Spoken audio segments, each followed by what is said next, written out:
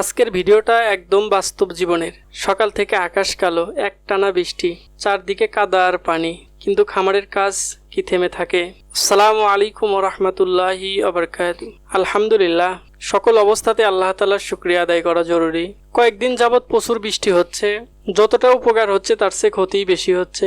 বৃষ্টি হওয়ার কারণে আলহামদুলিল্লাহ আমাদের ঘাসগুলো দ্রুত বাড়ছে, আর আমাদের ঘাসগুলোতে একদম আমরা কোনো রাসায়নিক সার ব্যবহার করি না, সম্পূর্ণ জৈব সারের উপর নির্ভরশীল। তো আলহামদুলিল্লাহ আমাদের ঘাসগুলো অনেক দ্রুত বড় হয়। আমাদের বড় ঘাস এই পাশে এটুকু আছে, আজকে কাটলে আলহামদুলিল্লাহ আমাদের আর বড় ঘাস থাকবে না। তারপর আমরা এগুলো কাটা শুরু করে দেবো ইনশাআল্লাহ। আমাদের আশেপাশে যারা ধান কেটে রেখেছে তাদের ধানে প্রচুর ক্ষতি হচ্ছে। আল্লাহ তাআলা যেটা করবে তার উপরই আল্লাহ তাআলা শুকরিয়া আদায় করতে হবে। যত ঝড় বৃষ্টি যাই হোক, তারপরেও আমাদের ঘাস কাটতেই হবে। গরু তো সময় মতো খাবার চাইবেই, আর খাবার না থাকলে পুরো খামারই সমস্যায় পড়বে। যত বৃষ্টি হোক বা দিন যতই খারাপ হোক, তারপরেও খামারের জন্য কাজ করতেই হয়।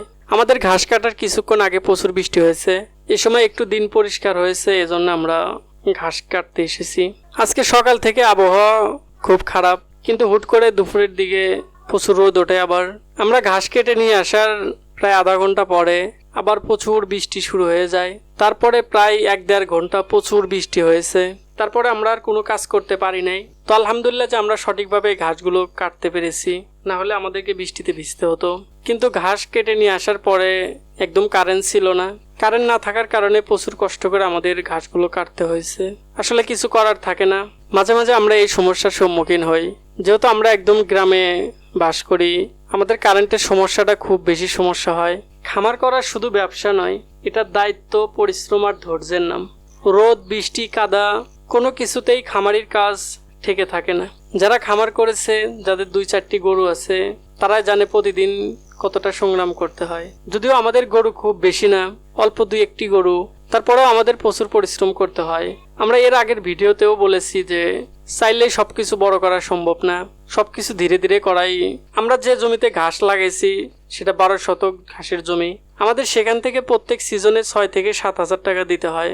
আমরা যখন আরো ঘাসের জমি বাড়াতে পারবো, তখন আমরা আরো 2-1টি করে গরু কিনতে পারবো। সময় স্বল্পতার কারণে আমরা পুরোপুরি খামারের দিকে ঝুঁকতে পারি নাই। তারপরে গরুর পাশাপাশি আমাদের 2টি মুরগির শেড আছে। যাই হোক, সবাই আমাদের জন্য দোয়া করবেন, আমাদের খামারের জন্য সবাই দোয়া করবেন। আল্লাহ তাআলা যেন আমাদের খামারের মধ্যে বরকত দান করেন। হাসবুনাল্লাহু ওয়া নি'মাল ওয়াকিল। বান্দার জন্য আল্লাহ তাআলা যথেষ্ট।